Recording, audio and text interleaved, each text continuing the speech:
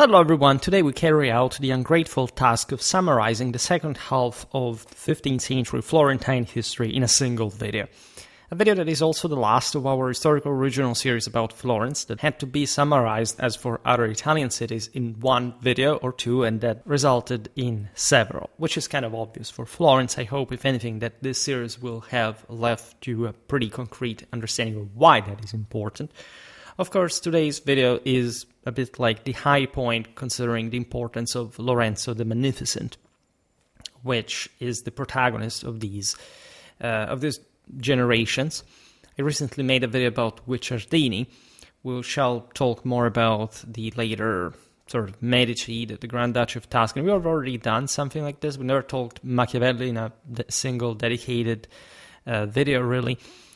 This is also the first video about, if not Lorenzo the Magnificent per se, at least his time overall that he dominated, as we just said.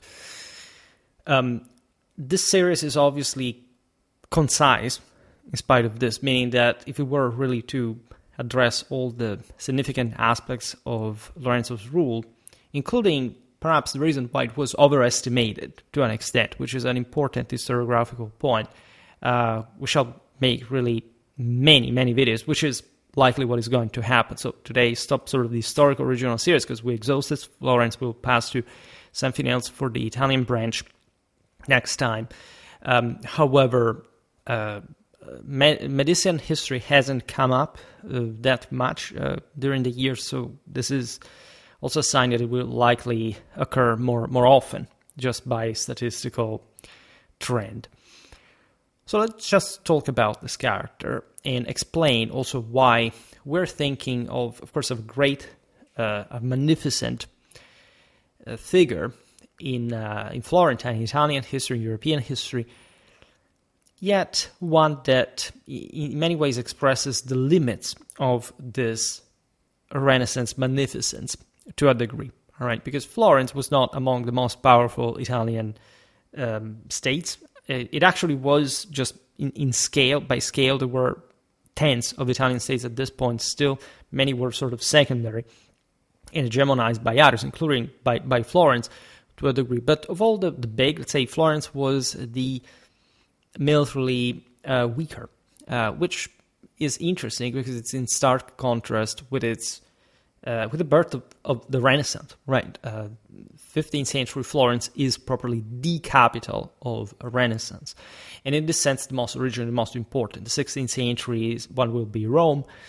If anything, I told you that we're going to talk more about early modern history as well, as also some of you have asked me to do so in the recent survey. In any case, let's dive into it. Lorenzo il Magnifico, Lorenzo the Magnificent, born to Piero de' Medici, whose rule we have discussed in the previous episode, and Lucrezia Tornabuoni as their eldest son.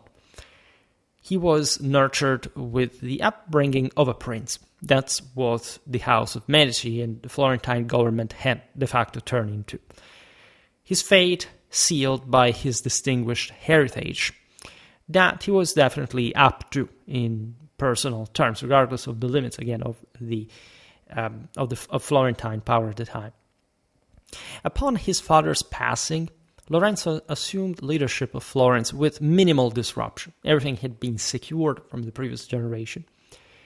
Wed to Clarice Orsini, a noblewoman from Rome, one of the most important feudal military clans of the Papal States that, regardless of their political fragmentation, actually had by far the greatest military potential, at least, of the Italian states.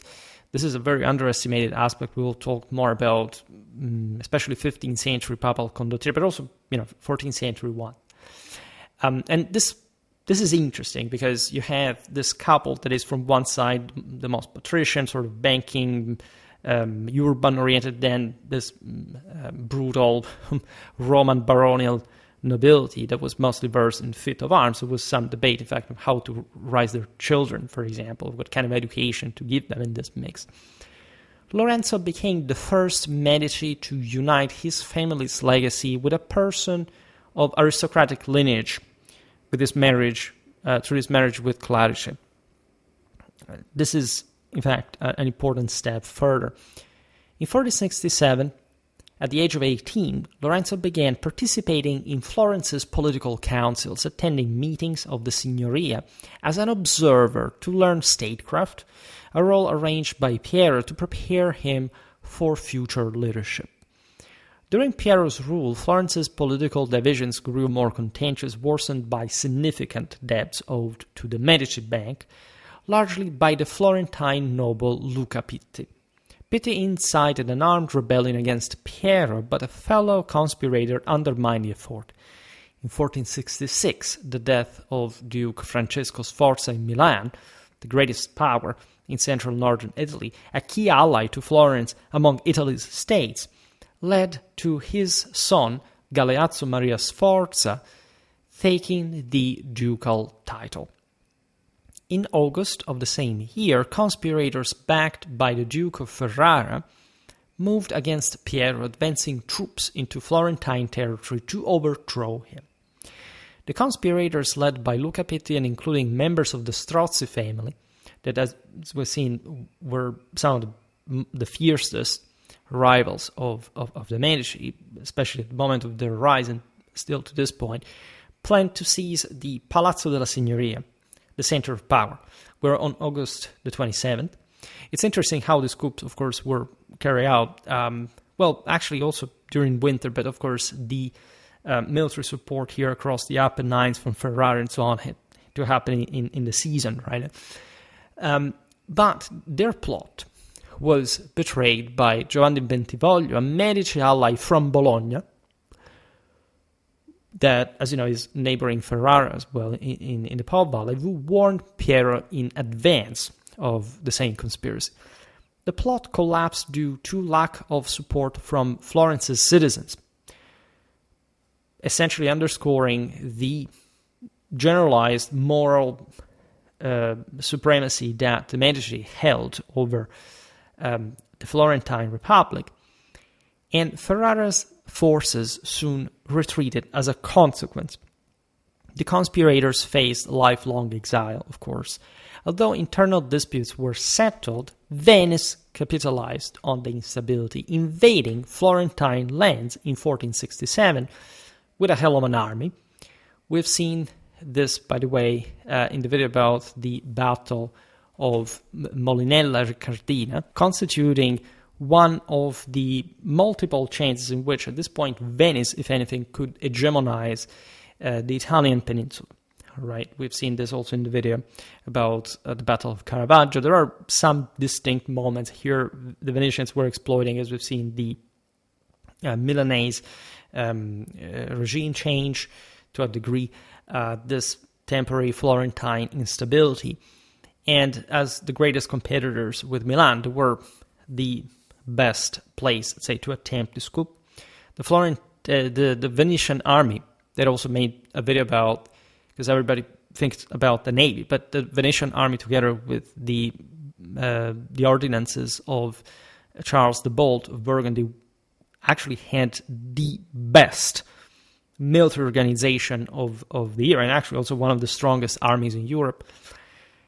Piero enlisted Federico da Montefeltro, the famous Lord of Urbino, to command his mercenary forces. This is such a sort of figure of primary importance that we've never also made a video on. We never talked about the Montefeltro themselves, the lordship of Urbino in the Papal States. Great patrons of art as much as, in fact, leaders of men, as we explained also in the video about the Condottieri, where, of course, we discussed him, although briefly. Leading, however, to an indecisive battle that was, in fact, the one of Molinella, that prompted the Venetians to ultimately withdraw. The fight occurred, as we've seen in the Romagnoli in northern Italy, so from the northern side of the Apennines. Florence, as you know, is very northeast in Tuscany, so it's just next to the Tusco-Emilian Apennines. There is Bologna from the other side, and Urbino in the east is sort of close as well. The Venetian campaign targeted, however, the Florentine stronghold of Pescia. At this point, Montefeltro's strategic deployment of 12,000 troops at the Serchio River forced a Venetian retreat that put an end to operations were on September 14, 1467. Piero's death in the winter of 1469 paved the way for Lorenzo's succession. Trained meticulously by his father, Lorenzo was well prepared to govern Florence. He embodied the ideal of a humanist ruler, famously enough, and the greatest in this in the historical landscape. And under his stewardship, the Medici family's influence became a catalyst for the Renaissance's birth and growth. Florence's leaders were regarded as equals by European monarchs, right, regardless of their relatively humbler origins, and the city's 15th century cultural and artistic scene set the standard for the entire continent, driven by Lorenzo's relentless commitment to cultural advancement. As the Renaissance's foremost patron, Lorenzo supported luminaries like Leonardo da Vinci, Michelangelo, and Botticelli, ushering in a golden era for Florence's artistic flourishing, of which the entire Italy and Europe benefited. Lorenzo commissioned a wealth of extraordinary artworks and indulged in collecting precious gems. Among his gem collection was a rare sardonyx cameo depicting Apollo and Marsyas, acquired in 1471 from a Venetian merchant for 200 ducats, which Lorenzo displayed prominently in the Medici palace. A masterful financier and statesman, Lorenzo also found joy in poetry and literature, his literary prominence often eclipsing his political achievements. He was indeed a man endowed with a profound artistic sensitivity. Lorenzo composed over 150 vernacular poems, including his celebrated Canti Carnascialeschi, performed during Florence's Carnival in 1490, blending popular and classical themes, reflections on the vacuity of earthly existence, of the pursuit of a higher ideal, of course, of Neoplatonic inspiration. We made lots of videos about the traditional meaning of the Renaissance that gets often sort of skipped through just some sort of philologistic interpretation of what these thinkers were actually about. Described as the very embodiment of the Renaissance, liberal, pleasure-seeking, astute, intelligent, and deeply committed to humanism, which is exaggerated in some aspects of the same, at least, Lorenzo welcomed scholars and artists to the Medici Palace on Via Larga, which is now the Palazzo Medici Riccardi. I inserted some pictures of it also in the video here, occasionally hosting them at other Medici estates during his journeys, beautiful residences scattered all across the Florentine dominions in Tuscany. Lorenzo's circle included a varied and dynamic group of intellectuals: Platonists like Cristoforo Landino and Marsilio Ficino, the versatile Pico della Mirandola, the scholarly philologist Agnolo Poliziano, and the Tuscan comedic realism of Luigi Pulci's Morgante. We talked about especially Poliziano in a very early video, Schwerpunkt, concerning the sort of Florentine republicanism versus so-called, at least perceived, Milanese despotism, which of course has some foundation to it. But as we just also hinted at for Lorenzo, we don't have to think that the Medici, as we've seen also in the previous videos, were particularly liberal, if not by, of course, the time's standards, and were de facto lords of their own city. With, as we've seen now, and as you know also through this list of plots, proved by the support of the Florentine citizenry, that of course was an elite within the Florentine dominions that had taken over the surrounding communities, backed him and stood to his senior. Poliziano dedicated his Latin poem Ambra to Lorenzo in 1475, celebrating the Medici villa at Poggio a Caiano, completed that year under Giuliano da Sangallo's design. We're talking very high levels of, in fact, architecture informed by philosophical insight. This diversity mirrored Lorenzo's own rhetorical and stylistic adaptability, reflecting his keen interest in all fields of knowledge and the rising vernacular literary trends. Guided by Landino and Ficino, Lorenzo reinvigorated the Neoplatonic Academy at Careggi, yet another important residence established by Ficino in 1462 under Cosimo, the Medici's patronage. Cosimo, of course, being Lorenzo's grandfather, as we've seen in the previous episode, in line with the principles of the so-called Second Humanism, which was taking on, as we've seen, an ever-increasing philosophical vest, right, and expanding at different levels also of art, of architecture, not merely literature, historiography. The philosophical assemblies at Careggi, structured in a modern academic format, including Ficino, Landino, Poliziano, and both Lorenzo and his brother Giuliano, creating a profound intellectual and spiritual bond between patrons and their scholars, a bit like Augustus' court had been under Maecenas. In 1473, Lorenzo founded the translation of Plato's Symposium by Ficino, completed in manuscript form and circulated among the Careggi circle, enhancing the Academy's philosophical discussions. We're talking really the pinnacles of philosophical and artistical literary insights of the time, right? Could have not but developed in this specific part of Europe, and specifically under the Medici regime, in the way it had historically taken shape.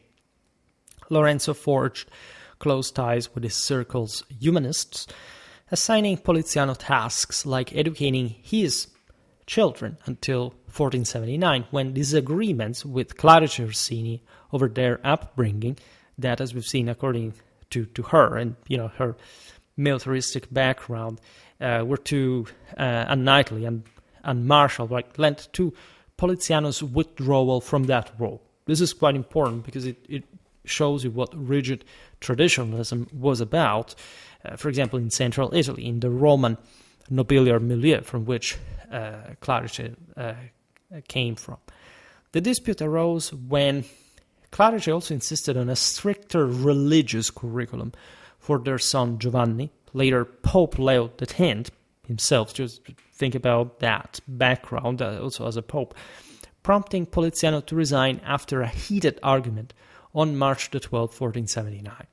Of course, this worry from Clarice stemmed from also the realization that the various philosophical insights discussed in the circles seemed to be quite far-ranging and potentially, if not unorthodox, at least distracting for the sort of sounder education of a future leader and commander. Understanding that this power rested on public approval and the benefits he could provide Florence, Lorenzo excelled in commissioning civic projects to win widespread support. From 1470, as part of the Operai del Palagio Commission tasked with enhancing Palazzo Vecchio's artistic design, he devoted himself to urban and artistic initiatives to beautify Florence until his death, as if, by the way, Florence at the time already needed that to be, in fact, the most splendid city in Europe, artistically speaking. Lorenzo funded the restoration of the area around the baptistery of San John, supported church refurbishments, notably launching a 1491 competition to decorate Santa Maria del Fiore's facade, the Cathedral of Florence, and built notable palaces in the Brunelleschian Albertian style. Albertian obviously stands for Leon Battista Alberti, one of the greatest architects, writers, mathematicians, humanist, cryptographer, linguist, philosopher, musicologist in Italy at the time. Filippo Brunelleschi was essentially the creator of the extraordinary dome of Santa Maria del Fiore that you can see, in fact, dominating the Florentine skyline. We could digress. I made a video about Florentine visual arts, explaining a bit what was going on conceptually, also in terms of probably architecture, but also aesthetic, and to which practical and ideal backgrounds these capacities and ideas were inspired and connected with. The 1491 competition for Santa Maria del Fiore's facade, announced on January the 5th, attracted proposals from artists like Andrea Sansovino, but no design was actually implemented due to funding disputes. In fact, what you see today is essentially Santa Maria's Italian Gothic original. Right. Lorenzo's broad patronage connected him with leading artists like Antonio del Pollaiolo, Filippino Lippi, and Sandro Botticelli. We have especially to talk about the latter's art because it's directly inspired to Indo-European theology and the doctrine of the two natures. So there is an enormous traditional background to this, all that we must properly unveil for those who are not aware of this already. These excellent artists, to say the least, served as both decorators for Lorenzo's celebrations and emissaries of Florentine visual culture beyond Tuscany, right? What Florence could not achieve in a military sense, because even as a regional power was struggling still to fully affirm its domination on the entire Tuscany, was achieved through this magnificent oath that, as we will see now, will actually have a political and diplomatic impact, with Lorenzo managing to save Florence in pretty dire straits. Botticelli painted the Birth of Venus, one of the greatest masterpieces in the history of mankind. I mean, millions of people's lives are not worth this masterpiece, and most of the world objectively does not have the value of the same. The Birth of Venus was painted by Botticelli for Lorenzo's cousin Lorenzo di Pier Francesco in 1485. This is sort of broader Medici clan, and typical sort of Italian communal background. And this was a work, of course, commissioned at Lorenzo's suggestion to adorn the Villa of Castello. Lorenzo also backed sculptor Andrea del Verrocchio, creator of the Niccolò Forteguerri cenotaph in Pistoia's cathedral. Pistoia is just very close. It's like in the west of Florence. And architect Giuliano da San Gallo, whose eclectic approach shaped the Villa of Poggio a Caiano. In music, Lorenzo supported and befriended the Flemish composer Heinrich Isaac, who taught his children. This is also very interesting. Tuscany and Flanders had an old connection for different reasons, mostly, the textile industry production. At some point, the Florentines had essentially imitated, even surpassed in quality, the famous Flemish clothes. We made multiple videos about medieval Flanders, and we observed what was going on, more or less, at the time. Remember that at this point, the connection is with the so-called States of Burgundy that I also made a video on, so you can check that out as well. Isaac composed the Motet que est ista for Lorenzo's daughter Maddalena's wedding to Franceschetto Cibo in 1488, performed at the Medici Palace. So music is deeply Neoplatonic as well, Pythagorean. There is all an insight of Renaissance research on the original meaning. Think about also Augustine's De Musica, the Neoplatonic legacy of that had inspired, for example, already the construction of the Gothic cathedrals in metaphysical essence, way more than, Vitruvius architecture. Committed to fostering future Florentine artists, Lorenzo founded the first recorded art academy in the garden of St. Mark, where talents from Verrocchio's and Ghirlandaio's workshops trained. Just imagine all the people who worked for the Medici court, right? Giving, by the way, birth not just to these extraordinary works of art, but bringing the sense also wealth to the same people who were involved in this enterprises, paying family. We often don't think about this, but the magnificence of the European elite maintained lots of people, clientelary wise. It was the fortune of so many families.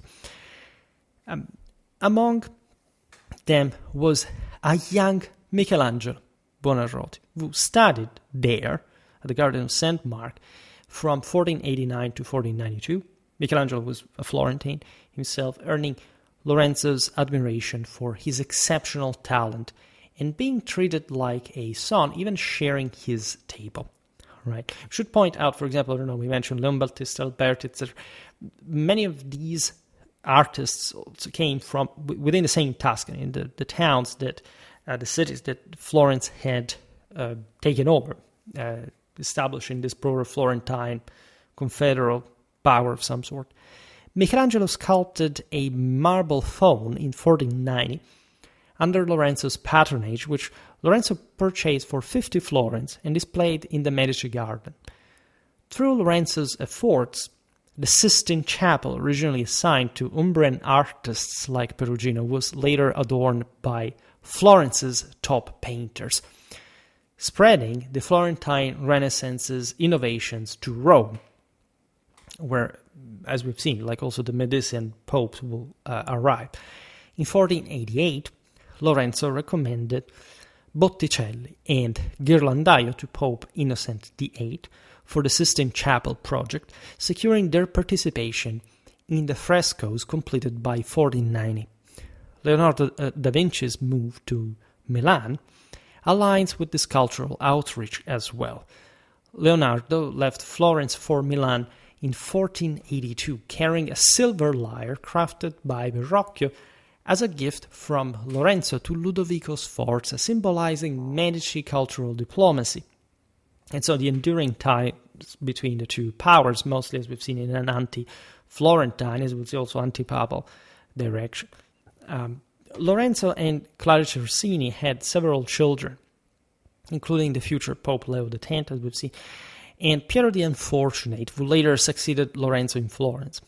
Their daughter, Contessina, born in 1478, was betrothed to Piero Ridolfi in 1494, strengthening Medici ties with another prominent Florentine family, as it was also necessary to maintain the establishment in the Tuscan, capital. Lorenzo's reign marked a pinnacle for Florence, needless to say, as he recognized that Italy's peace depended on a strong alliance among Florence, Milan and Naples to counter the church's expansionism and Venice's schemes. Here we enter in the more international scene that was very delicate, in fact, especially for the relatively weaker Florence. After Paolo Sforza's death, Lorenzo bolstered ties with Milan by hosting Duke Galeazzo Maria with grand festivities in 1471. The festivities, held on March 24, 1471, included a joust in Piazza Santa Croce, where Lorenzo personally participated, showcasing the still chivalric knightly tournament culture of the Italian communes had historically cultivated. And so that military dimension that was really needed for a traditional ruler of the time, winning himself a silver helmet valued at 100 ducats. Lorenzo also cultivated connections with influential figures in Italy and beyond, needless to say, such as Bologna's Bentivoglio family and France's Louis XI. Right? It's likely that the next chapter of this series for Italy will be Bologna, as a matter of fact, so we will see that well. We'll talk also more about Louis XI because we covered an important part of 15th century French monarchic history, but we haven't quite entered in this later phase. In 1472, Lorenzo sent a diplomatic envoy to Louis XI, delivering a gift of Florentine woolen cloth that we mentioned before, having surpassed also the Flemish, so technically the French ones. This was perhaps a way to trigger the envies of the Dukes of Burgundy that would have been actually gone, at least in the person of Charles the Bold in 5 years from now. The Battle of Nancy will help to come back on Burgundian Swiss warfare, as a matter of fact. It's also symbolizing a bit that kind of, okay, look, the France from Florence can have even better clothes than the Flemish ones. Consider that the French in all this were, as you know, recompacting their own state after the 100 Years' War. I made just a couple of videos here and there, too few for the topic, but the most obvious expansionistic direction of France was in Italy. And as we explained also recently in the video about Guicciardini and the loss of Italian independence during the so-called Italian Wars, for the French, Italy is a sort of an extension of France to conquer since Charlemagne already before from Merovingian times.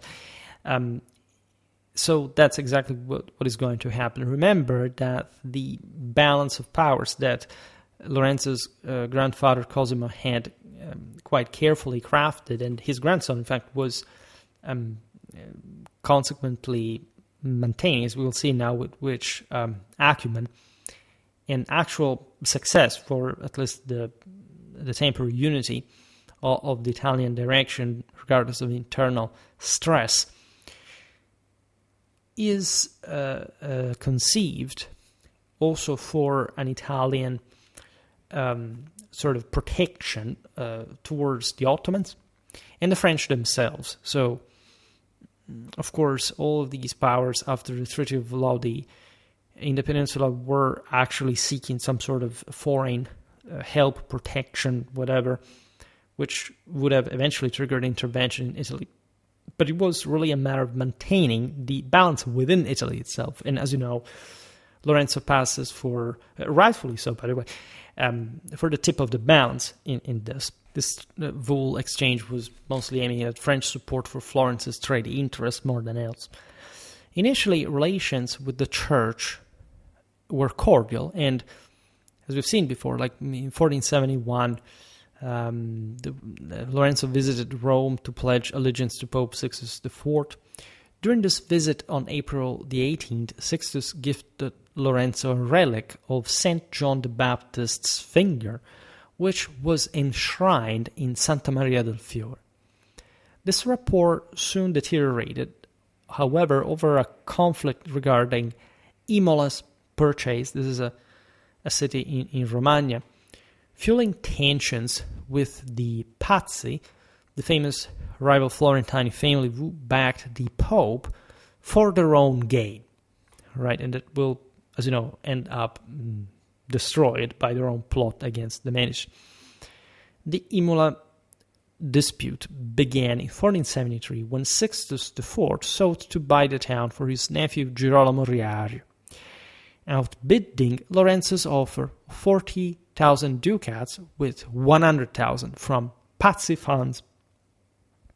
So these other Florentine houses were mostly into banking, even though the Medici outshined everybody in the process. Florence faced growing threats from the rising influence of Cardinals Pietro Riario and Giuliano della Rovere, and the appointment of Francesco Salviati as archbishop alongside the church's aggressive territorial expansion. Salviati's appointment as archbishop of Pisa made an entire series for the city in 1474 was opposed by Lorenzo, who protested to Sixtus IV on June the 10th, citing Salviati's Pazzi affiliations. In response, Florence formed the Santissima Lega, the Most Holy League with Milan and Venice, in 1474, inviting the Pope and Naples king to join. This obviously had this broader international function also against the Turks, etc., though both declined, intensifying Italy's division into opposing camps. This is interesting because you have a more sort of a northern pole now of Milan and Venice agreeing temporarily to stay, calm with one another. It's mostly like the papacy in Naples in the south that press further, and especially against the weaker Florence that is a bit like the hinge of central Italy. The papal states growing in power. I made an entire video about 15th century Roman papal power. In a general sense, it doesn't really talk much about the papal states, but also the general spiritual leverage that the Roman Church had at that point. The League's charter, signed on November 2nd, 1474, pledged mutual defense against papal aggression in particular, with Florence contributing 20,000 troops to the alliance. Florence itself split between the Medici and Pazzi factions internally. The Pazzi conspiracy climaxed on April the 26th, 1478, with, famously enough, Giuliano de' Medici's murder during cathedral mass, right? He was probably stabbed when he was kneeling, probably in the neck from the above. It was terrifying. And Lorenzo, though wounded, actually survived. He was sheltered, he was barricaded in the sacristy, right? It was a very shocking, traumatic event. The attack occurred during the elevation of the host itself, with Francesco de' Pazzi stabbing Giuliano 19 times, while Bernardo Bandini attempted to kill Lorenzo, who, as we've seen, escaped to the sacristy, escorted by his faithful. The Florentine populace rallied, however, behind him, right? Essentially, the Pazzi began, while Lorenzo was still in the church, to run the city, shouting that the tyrant was dead, and there was actually no support, right? So much so that Lorenzo's supporter, called the Paleschi, after the bulls, literally, in the Medici coat of arms, dealt harshly with the conspirators. In the span of a day, Francesco de' Pazzi and Archbishop Francesco Salviati were hanged at the Palazzo della Signoria. Outside, in good sight, the latter in his ceremonial vestments, so a cardinal, literally. So this was pretty much a clear sign for the Pope that had, we know, orchestrated, in fact, the whole thing. Pazzi allies were executed as well. Jacopo de' Pazzi was killed upon identification, and uninvolved Pazzi members were banished from the Florentine Republic. Over 80 Pazzi supporters were executed within 3 days, and their properties, valued at 150,000 florins, were confiscated by the Medici. This naturally was some sort of compensation, but not enough, also considering how things would start escalating from this point onwards. Meaningful enough, no one escaped retribution. No one. And even the Pope's nephew, sent to officiate the Mass, was held hostage. This nephew, Raffaele Riario, a 17-year-old cardinal, was detained in Florence until June 1478, when Lorenzo released him to avoid further papal retaliation. It's quite meaningful, of course, papal nepotism at the time. This infuriated, of course, Pope Sixtus IV, staunch supporter of the anti-Medici plot, who excommunicated Lorenzo and Florence's leaders, sparking a famous war. Sixtus dispatched a papal delegation to arrest Lorenzo, but Florence's outraged citizens and clergy refused to comply. The delegation, led by Cardinal Gianfrancesco Gonzaga, arrived on July 15th, 1478, but was expelled by a Florentine mob after a public assembly in the Piazza della Signoria. A 2-year war followed, with the Pope allied with Ferrante of Naples, Siena, that was not yet subdued by the Florentines, Lucca, neither. We made a video about, at least secondary speed. We never talk about Lucca, if not for that video about the Battle of Petervardine and Count Orselli, that shows how, by the 18th century, the Medici had not yet seized this independent principality, Holy Roman Empire. And Urbino, at this point against Florence, as a papal vassal, backed by Milan and Venice, according to the Holy League, as we've seen. The tide turned in 1479, when the anti-Florentine coalition seized Colle di Valdelsa, which is right in the heart of Tuscany, not far from Florence, after a prolonged siege. These were minor cities that Florence had taken over from quite a while from its financial might, but this shows you how properly war was raging in the heartland of the Medici power.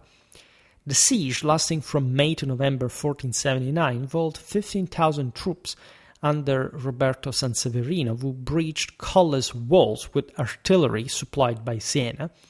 Meaningful enough, made lots of videos about sort of late medieval Italian warfare if you're interested in this, but we can't find plenty about any other country and era for that matter. But it is fairly well covered. Admittedly, we have to talk more about the condottieri age. Acknowledging the crisis, Lorenzo, advised by Ludovico il Moro, the ruler of Milan, and with the Signoria's approval, so probably the Florentine establishment, secretly departed Florence, leaving Gonfaloniere Tommaso Soderini in charge of the Republic. This was one of the greatest proofs of Lorenzo's courage, integrity, determination. What did they do? Basically, the war was, as we've seen, turning badly for the Florentines to the point of becoming a vital matter for the Medici house in power. So Lorenzo decided to use his charisma and charm to convince his enemy to stop the war. And naturally had put strains also on the other side. So what did they do? Famously, he sailed covertly from Vada's port to Naples itself, so literally in the enemy capital, to negotiate with King Ferrante. These are Aragonese rulers already at the time, you know. Lorenzo departed on December the 6th, 1479, traveling with a retinue of only 20, carrying relatively modest 10,000 florins to fund his diplomatic mission. Ducats and florins were practically equivalent. Knowing Ferrante's role in the prior year's conspiracy, Lorenzo naturally obtained assurances at that point from Ludovico il Moro and Ippolita Maria Sforza, so these were basically the Milanese rulers that, of course, could make the thing escalate against Naples as well, that Ferrante, of course, would not imprison or kill him, right? Despite Ferrante's reputation for eliminating hostile guests, as a matter of fact. Consider that the Milanese had a certain ascendancy on Naples, given that they had basically allowed them to take over the remnants of the Angevin kingdom in the southern Italian mainland, so that was an important connection between the two, regardless of the circumstances. Nevertheless, this was incredibly courageous of Lorenzo. Ippolita wrote to Ferrante on December the 10th, 1479, guaranteeing Lorenzo's safety, citing a 1465 treaty between Naples and Florence as well. Still, Ferrante's cynicism meant no guarantee was actually certain, and Lorenzo's mission was compared to an acrobat leaping without a safety net. Ferrante hosted Lorenzo honorably for 3 months, hoping Florence would revolt and side with the Pope in his absence. So there was an actual exploitation of the situation, but Lorenzo was not a prisoner in Naples. Besides, you have all this beautiful Italian landscape and food. The Florentines' loyalty to Lorenzo, coupled with pressure from Ippolita, leveraged her father Francesco's political savvy to maintain Ludovico's alliance with Florence and urged Ferrante to negotiate, led in fact Ferrante to agree to peace, honoring the historic ties between their families. The peace treaty, signed on March the 13th, 1480, required Florence to pay Naples 20,000 ducats annually as reparations for 2 years. So they were the losing side and essentially paying a tribute to the winners. In 1480, Lorenzo secured peace with the church as well, lifting his excommunication, and was celebrated as de facto Florence's savior, as much as the one of the Medici's house. Until his death on April the 8th, 1492, Lorenzo navigated numerous challenges but managed to maintain stable rule. In a situation that here we're not even describing in its entire drama, but that was evidently showing the difficulty of the precarious Italian balance of power, already sort of very difficultly established at Lodi in 1454, and just because of the major threats occurring in the Mediterranean, the previous year, the fall of Constantinople, and the end of the 100 Years' War, with French victory. In 1489, Lorenzo mediated a dispute between Florence and Genoa over the fortress of Sarzana, that is in fact from the side of Tuscany, securing its return to Florentine control on October the 22nd for 30,000 ducats. Politically, he upheld his grandfather's Italic League, fostering peaceful coexistence in a period of relative stability and growth for Italy. as also Guicciardini would have written, this alliance, this broader sort of Italic League was a bit, let's say, it was not really useless, but of course it was not properly a harbinger of peace per se, right? There were small wars that were actually fought, as we've seen also before, like in Lorenzo's time, and not even just this bigger engagements as we've seen between the Milan, Venice, Florence, the Papal States and Naples, but sometimes even just for small fortresses here and there.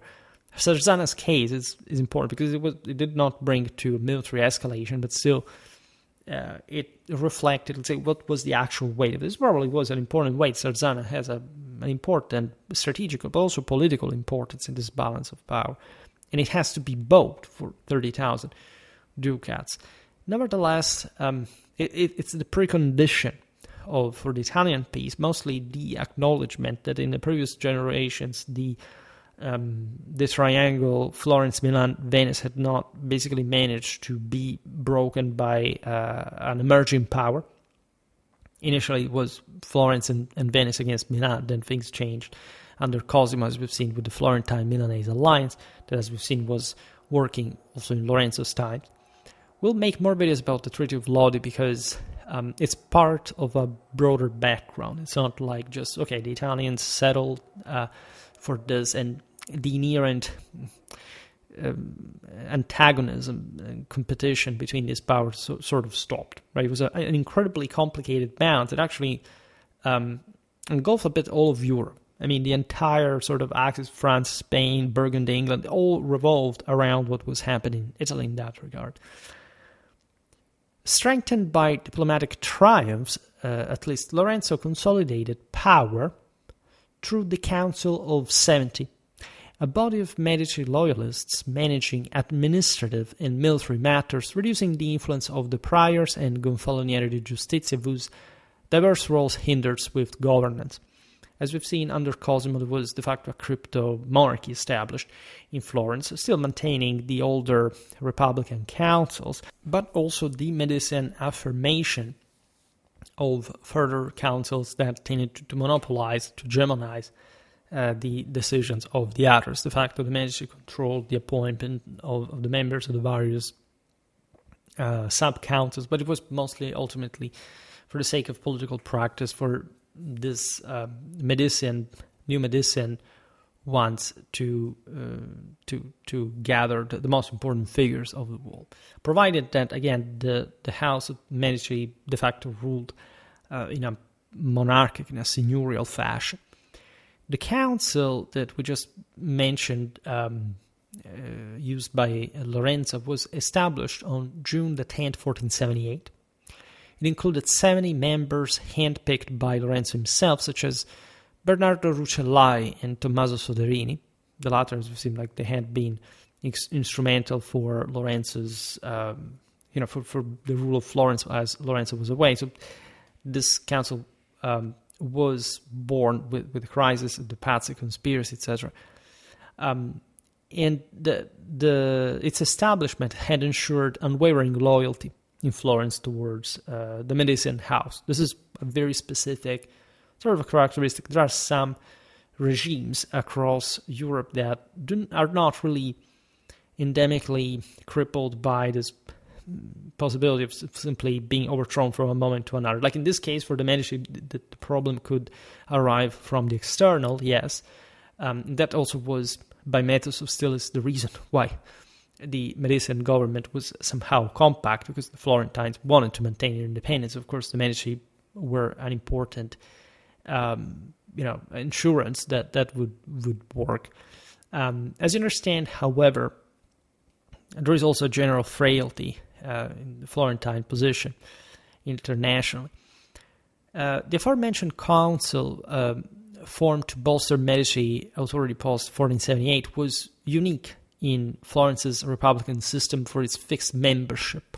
Right, the others were historically elected, rotated.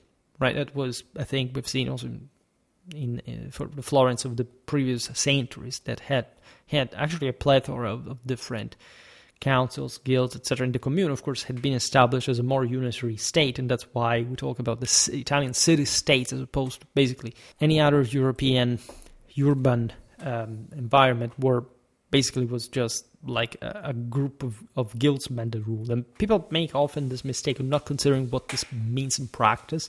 Unfortunately, the Middle Ages are very poorly taught and in general known to begin with, and very often I've noticed in several years of YouTube videos that mostly based on these topics that people just choose their own sort of policy of preference because it's theirs, and they basically separate it from all the rest as if they could understand anything, or they could in fact demonstrate that they knew anything about the importance of the thing without the rest. It's literally zero, right, in terms of historical intelligence or knowledge. An attitude like this just reveals an incredible, again, fragility in general of whoever wishes to essentially turn reality into a fantasy. When we look at the council of the Senate, by the way, it's not like the Medici themselves could simply infringe on the Florentine Republican tradition. Was pretty strong, as we've seen, had been advocated by some of the same protégé of the Medici house. So initially a temporary 5-year measure for wartime needs. After the Pazzi conspiracy, the council maintained the appearance of preserving Republican institutions like the Council of 100. Do you remember, the one established by Cosimo that was sort of overarching the other ones, and the Gonfaloniere. The Gonfaloniere, by the way, we've seen it in, I don't know if you followed the series, but famously enough, the Gonfalon bearer was essentially a sort of police, chief of police. All right, there was a paramilitary force in the city streets that especially was quite effective also against cavalry, etc., that historically had maintained a big public security, right?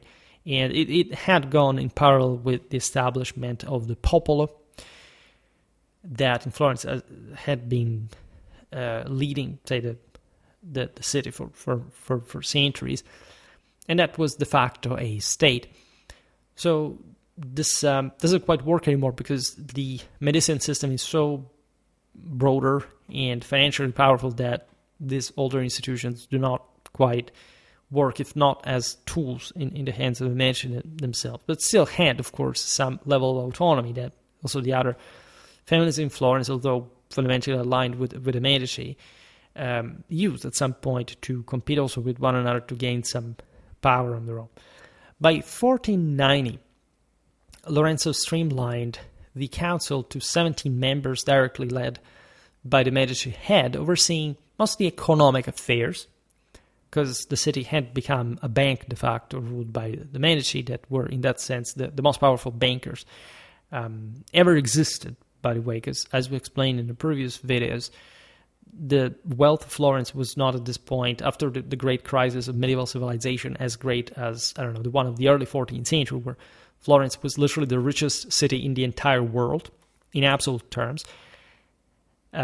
But at the time, the various bankers that had emerged from the rise of the great medieval civilization were sort of much more, power sharing, right? There were many, they were autonomous, there wasn't this kind of seigneurial guidance. Instead, the Medici were fundamentally, in absolute terms, the richest bankers that had ever existed, because even though their power now overlapped with the one of the entire city and its financial assets, still the latter, in absolute terms, was not as large as in the early 14th century. In any case, economic matters are everything, especially for the Medicean Republic.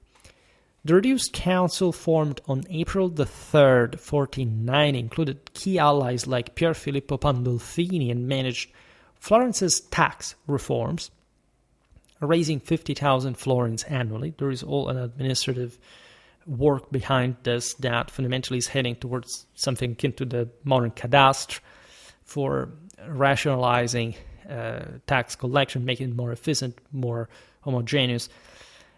Lorenzo's son Piero raised to inherit his father's role, would eventually succeed him in everything.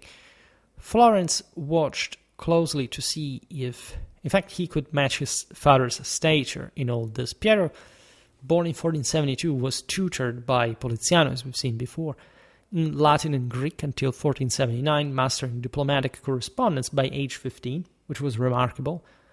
At least in that, Piero governed for just 2 years after his father's death. Here we're not talking about Savonarola, at least now we will do so, because at some point he will take power de facto. But there is all the relation with Lorenzo, and that's sort of very, that he was at his deathbed to provide or not the solution. There is, from sins, there is all a legend behind that, whether he did or not, what kind of sins Lorenzo confessed on his deathbed. And as you know, Savonarola was very much the opposite of Lorenzo's sort of liberal humanistic view, right? He was also an iconoclast to a degree. He was incredibly stern and rigid and obscure. And there are some famous even artists in Florence that follow that kind of sense of repentance. The fact that the Renaissance, at least in the way it had been also aesthetically pursued, had been too much. It had not matched the actual reinvigoration of men, and or at least it reflected, in fact, a further fall in the world from classical standards, and even the medieval ones, as the medieval crisis had now painfully showed. So the world is passing also through these this temper and this worldviews intertwines also with the broader crisis of the universal institutions.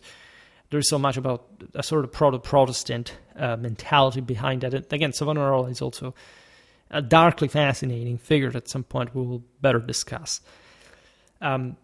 With Lorenzo's death, and this is the common adage, which is also accurate historically wise, of course, the Italian balance of power fundamentally evaporated.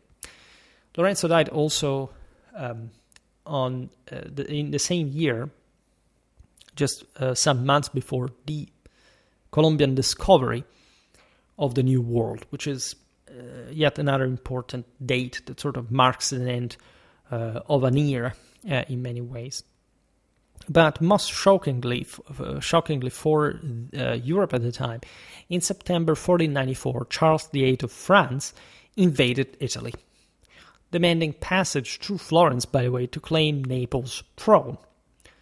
That had been an old thing, right? The French had objectively been dynastically connected with Milan, with Meredith, like the Aragonese in southern Italy had de facto stolen the kingdom from the Angevins that had stolen it from the Hohenstaufen, or at least the latter were not there, have any particular sort of inheritor. At least that would be a long story, but in any case, the French were more active to reclaim what had been also just in the 40s of the 15th century, the loss of this formidable kingdom of Naples that was a might to be reckoned with in European power. Meeting Charles at Florence's outskirts, Piero, intimidated by the king and his army, that was, as you know, pretty well provided, especially with guns, yielded to all demands, surrendering for 4 Tuscan fortresses and opening de facto the rule, like the Medici dominion to the French. The fortresses ceded on October the 31st, 1494, were specifically Pietrasanta, Sarzana, that, as we've seen, had been bought by the Florentines back under Lorenzo, Ripafratta, and Pontremoli, handed over with a treaty signed at Pisa that received some kind of new autonomy. We discussed this in a video about Pisa that had been conquered by the Florentines at the beginning of the 15th century that had not quite stomached that up to still, even though it was not to rise as a new power or some sort. Florence will retake control of that at some point during the Italian wars.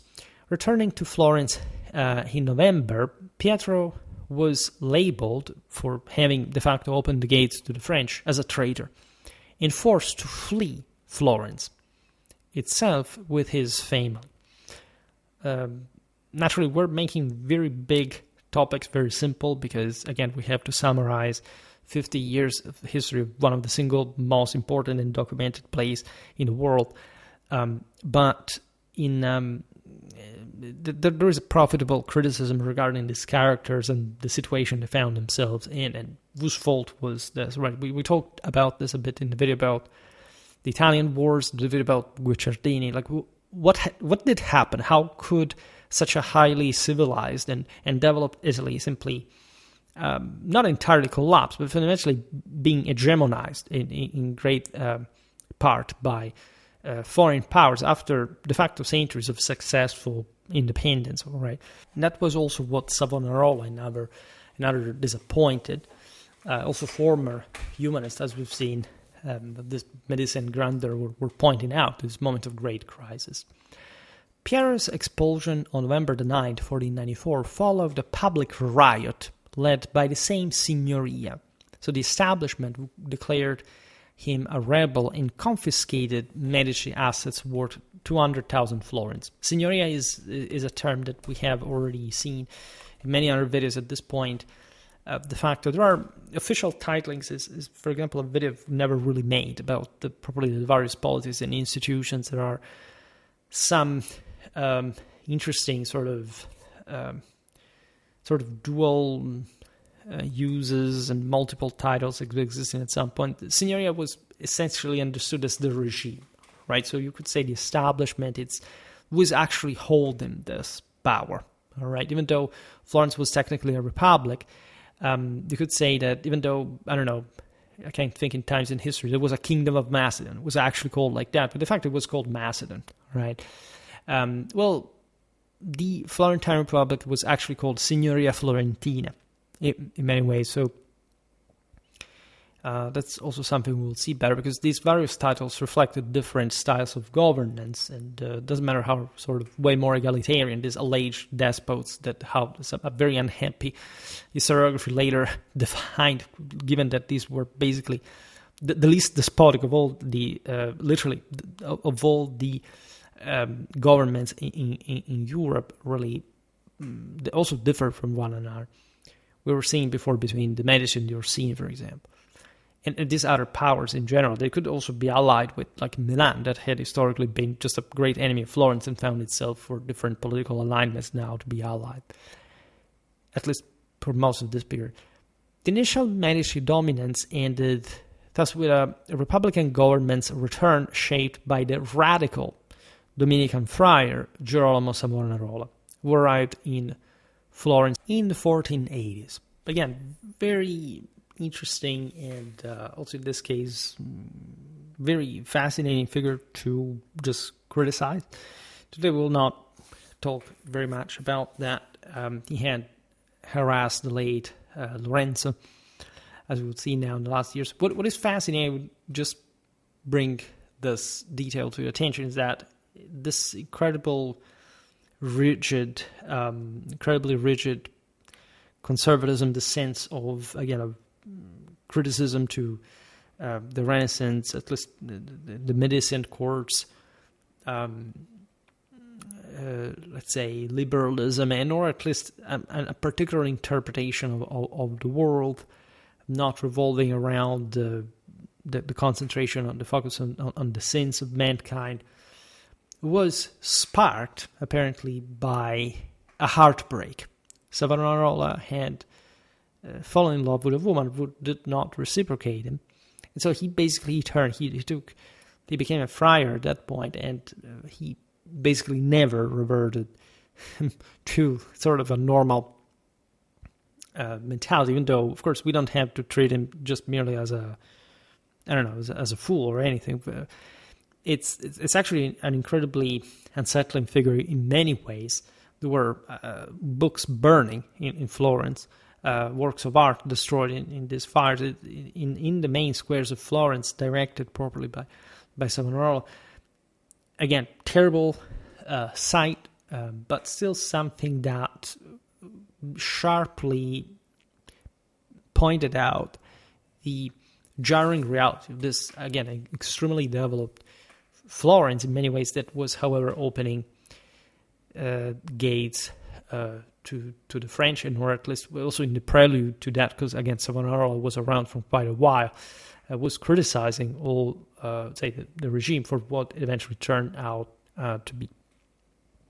Savonarola's sermons, foreshadowing later religious disputes, by the way, opposed Lorenzo's promotion of classical revival, be viewed in part as neo-pagan by some degree, but not quite. In fact, as you know, the term pagan is not really correct in theology, and not because it was a smearing term.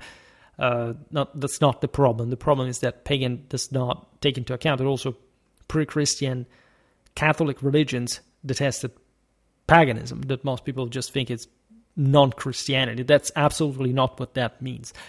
In any case, what he had mostly criticized was essentially human centrality. The fact that too much confidence was placed in essentially a sinful being that was actually not, in fact, achieving the imperial power that was expected, at least of man. Savonarola was also criticizing free thought, in the sense, at least, that thought can be free in absolute terms. I mean, today's idea of free thinking is sort of like, who does think negatively of that? But of course, if you look at it from a traditional point of view, it's not a problem because people have free thinking and shouldn't have it. It's because, by definition, nobody has a free thought, right? They cannot afford to have anything equating to a free thought. And presuming that is, in and of itself, essentially a lack of awareness of original sin, of the mortal condition. It's mostly like a distraction from this enormous issue and the relation that we have with salvation through the works with God and so on. So it's all very complicated. We discussed it in other videos, but definitely at this time reemerged because of see what happened basically here. And if anything, because later Savonarola took power, Lorenzo was not really bothered by that because he was at least a powerful ruler and he tolerated Savonarola as a minor nuisance, maintaining, if anything, mutual respect without direct conflict. It was something sort of subterranean in many ways, and again, there was all that also last moments of Lorenzo himself, like judged by Savonarola in ways that we will never know fully. Savonarola delivered his first sermon in Florence. That was also the place where we could have these public debates. The Florentine humanistic tradition had a long history of that, especially since Boccaccio's times in properly educational senses, but at least medieval civilization had these public gatherings that were still, in this sense, tolerated by Lorenzo as, like, if we oppose these guys, like, we belittle ourselves because we are the powerful ones, and what can Savonarola really do? First sermon in Florence in August the 1st, 1484, at St. Lawrence, by the way. This is for the various cities of the various churches of Florence, predicting divine judgment and attracting, on that occasion, already 2,000 listeners. Of course, Savonarola was a gifted individual. Through passionate preaching and prophecies, Savonarola gained further public favor. His regime enacted essentially some populistic reforms of sorts. So it was also in itself characterized by some, also, as you understand, some heterodox populistic vibe and sort of superstition to a degree. At least was fueled by these lower instincts. They almost diabolically, pioneered by the same Savonarola, allowing Medici exiles to return at some point, but aiming to make Florence a city of God, so properly, like carrying out a major spiritual epuration and should have sanctified the city. And of course, this was a very, let's say, extremistic purpose that could not, like in many other revolutionary periods, could not be attained as a utopia fundamentally, which the Renaissance, in front of all these enormous international tragedies, would have the pretty bad tendency of turning towards. Citizens abandoned vibrant attire. Many women took monastic vows. because it was really felt like a regime had failed. We should reason in these terms, in more traditional terms, to understand why this back and forth had occurred. Like, because if you were taught this by some kind of random contemporary historian, it would simply tell you that, it was just a psychologistic thing, that there is, of course, a sociological, politological explanation to it, but it's relatively random. It's not random. It completely fits the shortcoming of the Medici, right? What I said before, the notion that the same Lorenzo de' Medici was sort of overestimated. Why? Because of course, the reasons we've already seen. Florentine weakness in international scenario. He was a great ruler, a great man, an incredibly gifted individual, quite charismatic. Also, characterly, Lorenzo, we didn't talk about this, but he was a very stern path maker. He was very cold, by the way. Very volatile. Like, he was an excellent ruler, and probably he would have done more had been in charge in other contexts. But the greatness of Florence, in this sense, is mostly, and so the one of the same Lorenzo is portrayed mostly in function of this humanistic development. And so something that today we celebrate, you see, a bit as the same free thought that Savonarola and Similia criticized, because to us that's a form of, okay, everything that goes in that direction, in a more liberal leaning, without conceiving the more traditional concept of the law of God and seeing essentially church matters like just obscurantism. Let's leave Savonarola from one side, from a moment aside, because of course he's the extremist in the other direction, and he also not achieved what he wanted to achieve, right? So I'm not siding with Savonarola in this regard, but I'm making it clear that the reason why we have sublimated, magnified, in fact, the same Lorenzo, that was at the time was known as the Magnificent, is this almost wishful thinking vibe that liberal thought normally has of itself, right? Being pursued for the sake of itself and not being tested with the actual reality and the actual existential condition of man, which is an enormous issue. So it's not, we can't even think that Lorenzo was particularly indulgent in that regard. He quite marvelously pioneered and controlled this liberal, we call it liberal, of course. He can be seen as a conservative himself, as we've seen how the Medici actually maintained power and the way he repressed, of course. Well, at that point it was justified. The coups, they killed his brother in front of him. We're talking again of people of extreme stature. Giuliano was also a great figure. He was a great knight, and there was much about his youthful nature, instead of being more rampant, more energetic. And being killed like that is also a stark, in fact, contrast with this Neoplatonic idea of eternal life and whatever. Like, it shows you properly the fallen dimension of humanity. And so that's why actually the Medici history is so dramatic and fascinating at the same time, because it's exactly showing those contrasts. But in sheer historical terms, we should be careful, of course, in simply embracing one scenario and another, just because, again, today we have a particular idea of the same. I mean, who does care, for example, about Milan or Venice or Naples or the Papal States? Those were all remarkable, impressive systems, but of course, aside from the obvious beauty that you can admire in Florence and also in these other centers, for that matter, as far as Renaissance is concerned, there is a state, there are some broader political, military, and social systems to browse.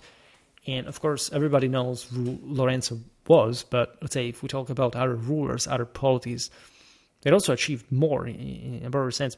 There isn't often the same admiration. This is unfair, and essentially portraying Florence also as this more sympathetic power for our contemporary standards, while actually falling short of expectations down the line. Or at least we made videos about the Grand Duchy of Tuscany, where we observed how this also became an even more monarchic system at the time, in fact, of the Grand Dukes, within a Holy Roman Imperial hierarchy and tradition that had never really left. And so we should consider this when looking at also at Savonarola's backlash and this sense of, oh my God, we sinned. Like we thought that this thing would succeed, and we sort of overlooked our sins, our faults.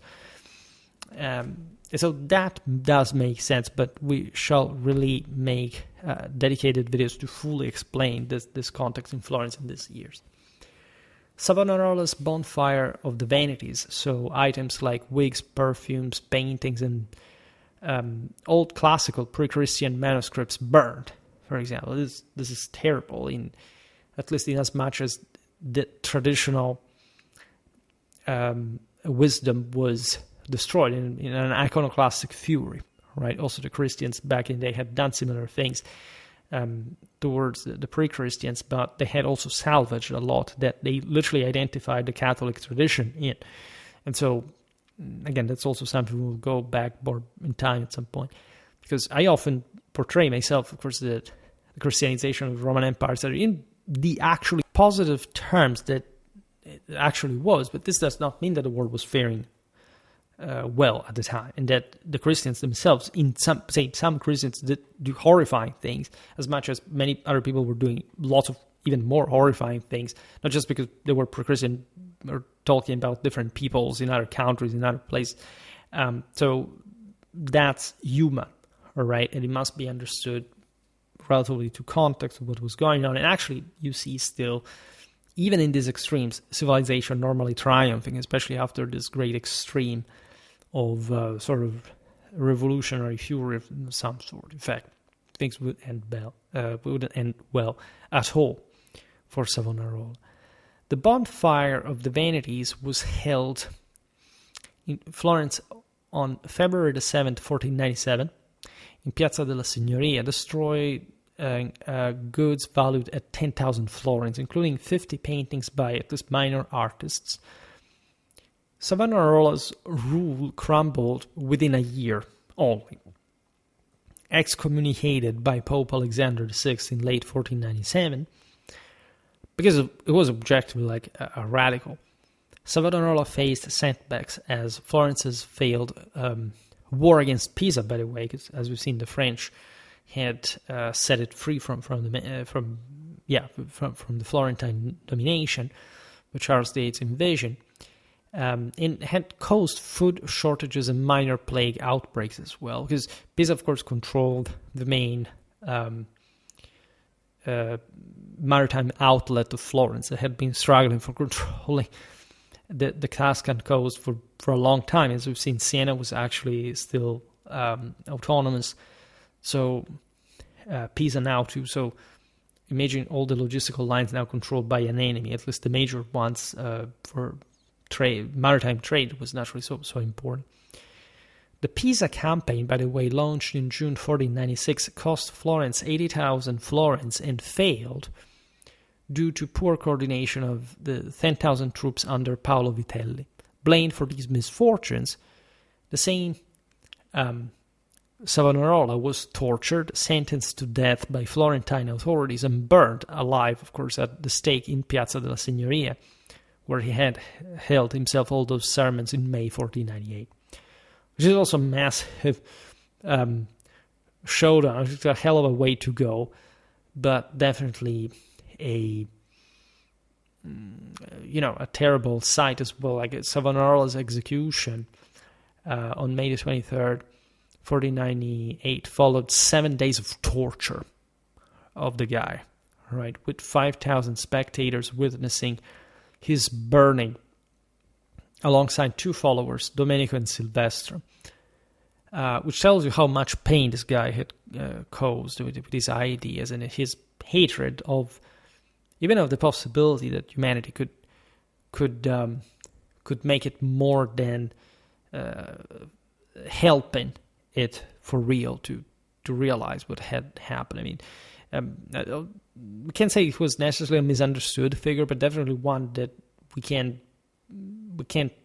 understand without contextualizing particular realities, and already something can't say proto-Protestant, but definitely leaning towards this broader criticism of authority, of in fact, iconoclastic and cataclysmic sort of mentality, properly aimed at targeting civilization.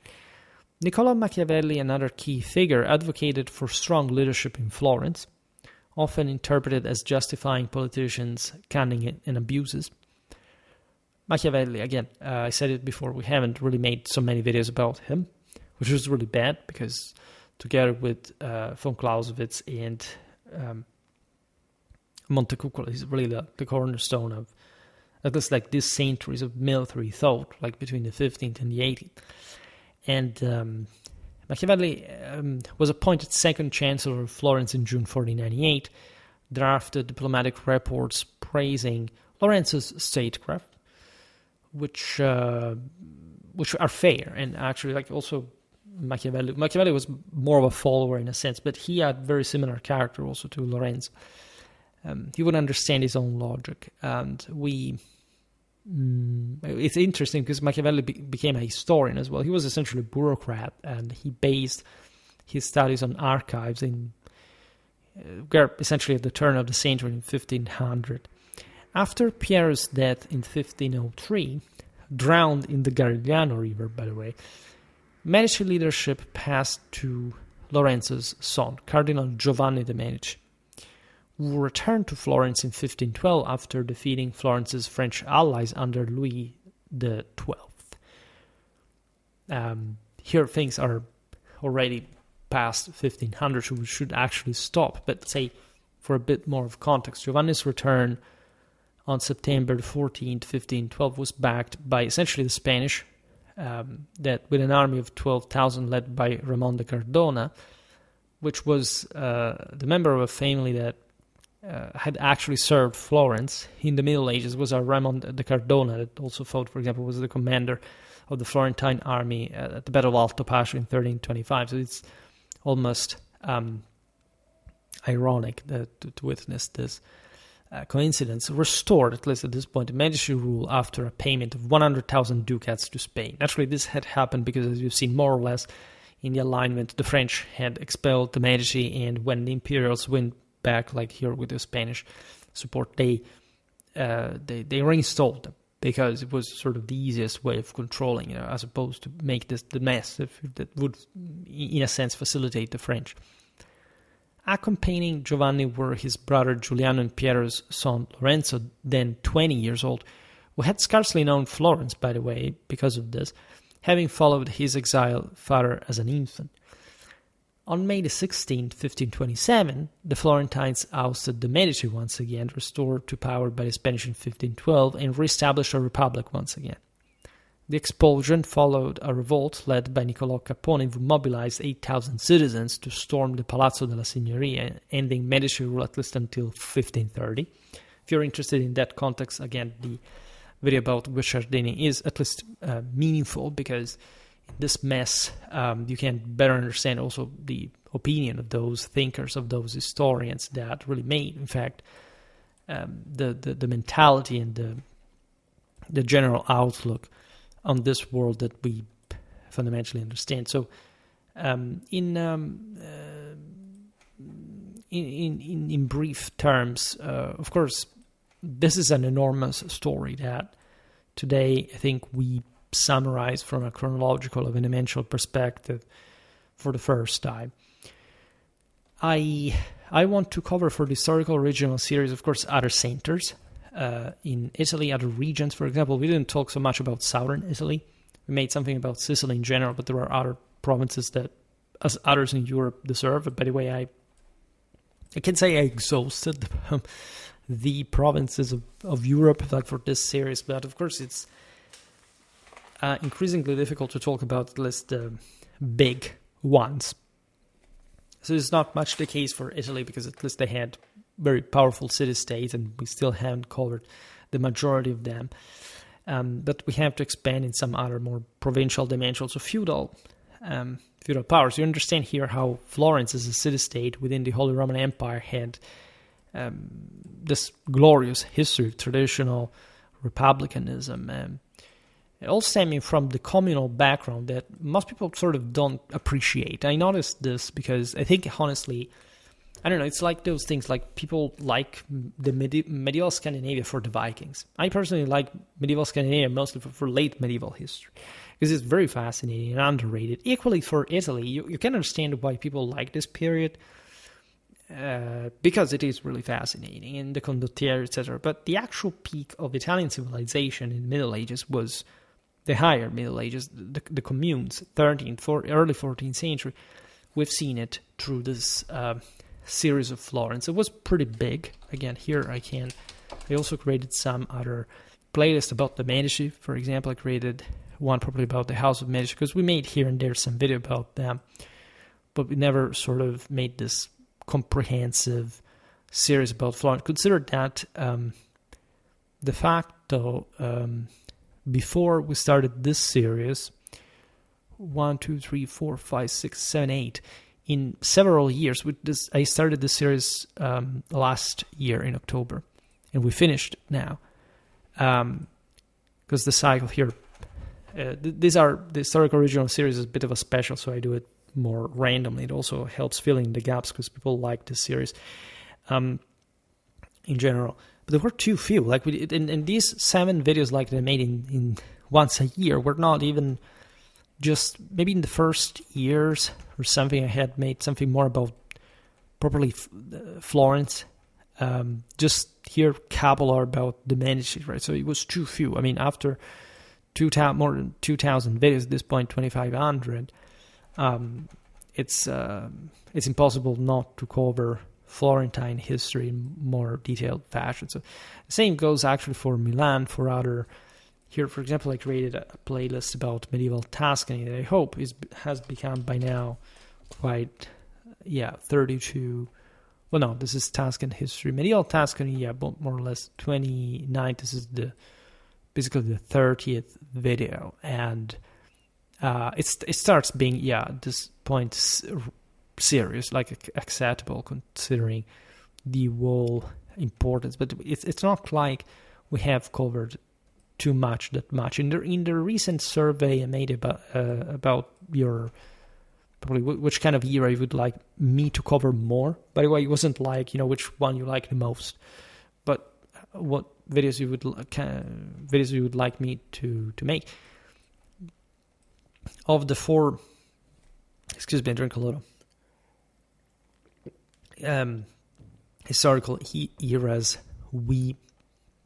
you basically by 40% asked me to cover more the Middle Ages, and I took actually these results as more or less an equal distribution of particularly mirroring in the answers the exact proportion that I've already made of all these videos.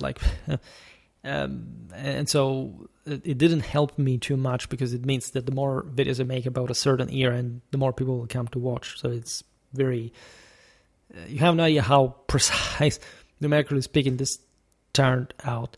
But nevertheless, the point I was making is that, of course, we shall make more videos of this kind, should enter in the actual depths of this all, and generally speaking, covering what naturally hasn't been yet covered. Here, I don't know how many videos we're going to get, how many, let's say, the views are a bit problematic in this. In August, also last year, there weren't many people watching this, unfortunately, and it feels bad because after you have uploaded so many videos, you say, but what I do it for? If nobody watches it, it's not like nobody. It's like, I don't know, 1,600 people a day, right? So it's at least views a day. So it's not entirely, and every day, without ups and downs. Actually, these are mostly downside. Otherwise, it's 2,000, right? In September, normally things rise, and I'm probably going to make spicier videos because I've never had so much gunnery to spend. I don't know, maybe it fails, I don't know, we will see, but it depends largely on you. And the thing I always say, that YouTube channels are weird, right? I understand that there are some channels that sort of top fundamentally the the average standard that people like to click in, and that doesn't mean it's the best historical content, doesn't mean it actually educates or informs people. But at the same time, it makes sense that also content like mine is less viewed, less watched. How to fix this? Well, I don't plan really to fix this on the longer run either. Like, I have improved my means. I will keep posting, and of course viewers will increase. But I think that there should be also more concerted effort. For example, when I see the rapidity with which I've gotten essentially in a couple of days 1,000 votes in the survey, like, where are these votes translated in likes? For example, you want me to do this. I have 1,000 votes and 75 likes on the survey itself. It's more than 10 times people that could simply put a like and bring the channel to the stars from a day to another, and they're not doing that. So, but they want me to make stuff. So it's a bit of a, I do things the same. I don't care, but it's jarring, because that tells you that it could basically be 10 times more and more actually, and we're being held back in a way as a channel by lots of people that naturally I don't think are really guided by malintent. There are some people who think that gatekeeping helps the channel. It doesn't, by the way. I am not going to bend to whatever people actually... It's actually the other way around. The more views I get for the type of content I do, and the more I continue on doing that, if anything, I will continue anyway, because I'm pretty stubborn, etc. But in general, the overall picture here is kind of obvious, right? We have pretty good historical content, right? You may think that it's not particularly entertaining or engaging or whatever, but if you sit there and you listen to what I'm saying, it's still some type of information that you will not really find, especially in critical terms, elsewhere. I understand that in this day and age with AI, people make scripts very easily. I was just watching some videos today. Not really watching them, but being curious, let's say, because I'm also starting to think, is somebody stealing like my knowledge, my scripts? And I watch these videos, I look at mostly the scripts. It's all AI. I mean, from the way it's written, it's unmistakably AI. Right. One thing is, I don't know, harmonizing a script from a linguistic point of view. That I do, for example. I do use AI just like a sort of, I don't know, write the script better, right? But I don't pick the information from AI, right? It's all something different, and my own insight is also original. So the proclivity instead to basically just fit this dumb information, because at the end of the day, you can easily understand AI because it's so cheap, it says the obvious, right? You can write scripts about everything, but without being specific at all about it, right? I feel embarrassed to make a video of, say, 1 hour and 3/4 about the last 50 years of 15th century Florentine history, and for not being able to condensate enough information and tie it together in a way that makes sense, by the way, because that's also important. How do you choose to tell a story about Lorenzo the Medici? This is not a joke. This is incredibly important, and something that should be also pretty aware of in terms of sheer general awareness, right, in how I make the videos and how this turns out to be. And unfortunately, so it is. I mean, it's that the views go to people that basically just show you, by the way, also ridiculous pictures. I when I look at these bigger channels with better graphics and whatever, it doesn't feel like they're actually doing their homework also from a historical point of view in visual terms, right? If you have to engage people just from a visual point of view because today AI does not offer really a real sort of historical expandability. It's not like you say, okay, show me a movie of make me a movie, a move of a battle that looks realistic or is historical. But there's none of that, and I suspect we'll never get anywhere with it, because it's saying. I don't want to digress on how this stuff is scripted also. But the actual software, the actual AI, but there are very specific reasons why it can't eventually look really real. You can create a sort of effect, because this is exactly what AI does, right? That makes it look as if it were something palatable. But it's not really going to be particularly correct. I see a lot of AI used, for example, by channels that had some relative, had some relatively good imagery, because they used drawers, actual humans, to do so. At this point, it seems to me it's just basically maps with a minimal animation, using actually also relatively poor graphics per se, and probably, of course, sticking to this not particularly animated version of it, or using video games for that matter, which is also what at some point this, for example, Kings and Generals uses the Total War series. And actually, they couldn't do that because it's illegal, right? You can't get it unless you get the permission from the actual game. But if I make, for example, a video about a particular video game, like, at least they're taking the money from that, right? And even just copyright-wise, it may not be properly tolerated in principle. I don't do any of this, but I actually provide with.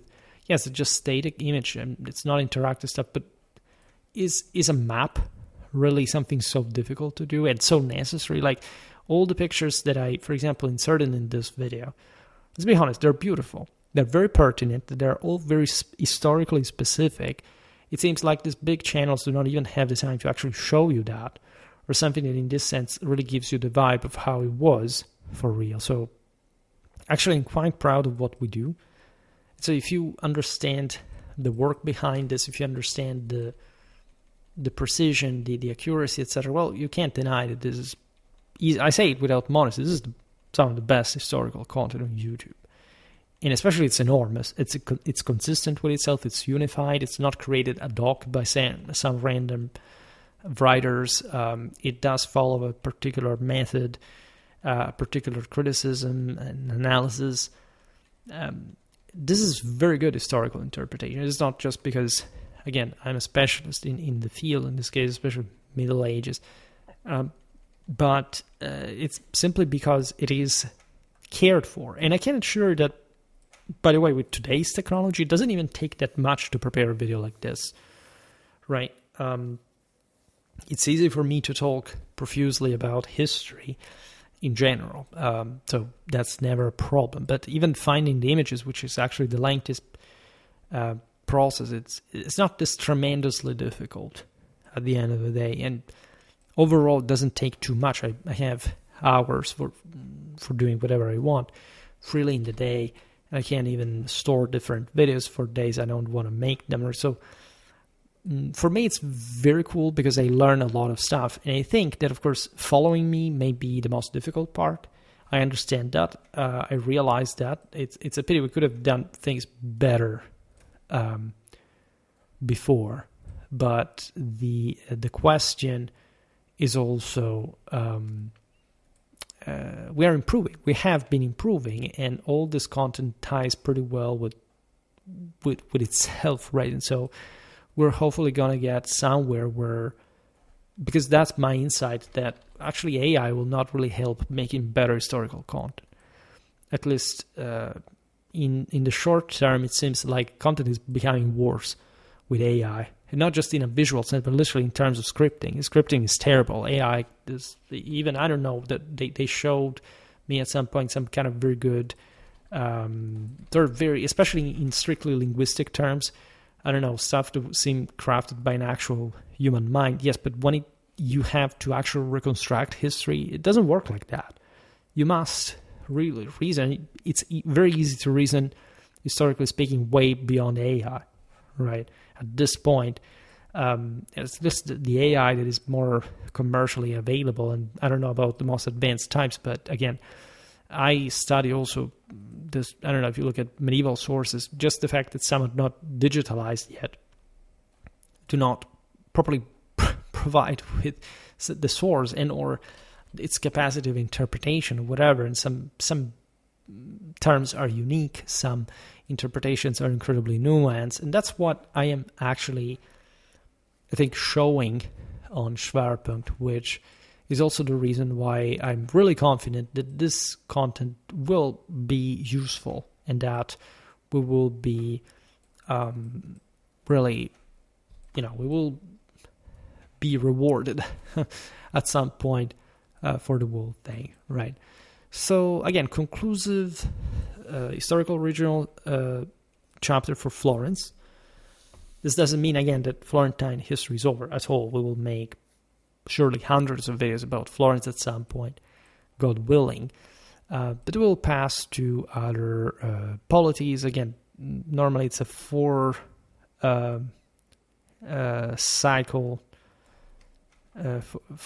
branches cycle, the historical regional ones that repeats itself. I have some surprise incoming for you, which is also not so, let's say, it's part of an experiment. You will see, right? But we're going to rock hard, and it's disappointing when you realize that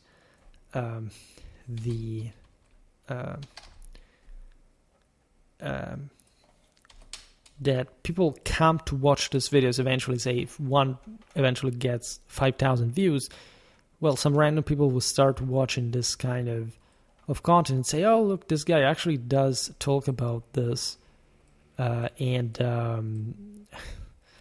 it's I should share more, I should do more, and then they forget and they don't do anything, right? We can't do much better. I mean, it's the easiest thing, like sharing. Even if 1/10 of my subscribers, people who regularly watch me, did that every day, and unfortunately I see it from the start. Some do, right? Some do, I know that. But most don't, and so we're really losing a lot through that, and it's not good, because literally we could be way more prominent, and once we are prominent, YouTube Studio tells us we are actually followed, consistently followed. There is a pretty high watch length, there is a high level of engagement. How this works doesn't largely depends also on how people really want this to be pushed forward. In the age of the internet, where a simple share, you have no excuse basically about it. In any case, again, glad to have covered this. I enjoyed this series. We'll pass to some other Italian powers in a while, whenever we'll get there again. And so that's pretty much it for today. I stop it here. Just hope that you enjoyed this video.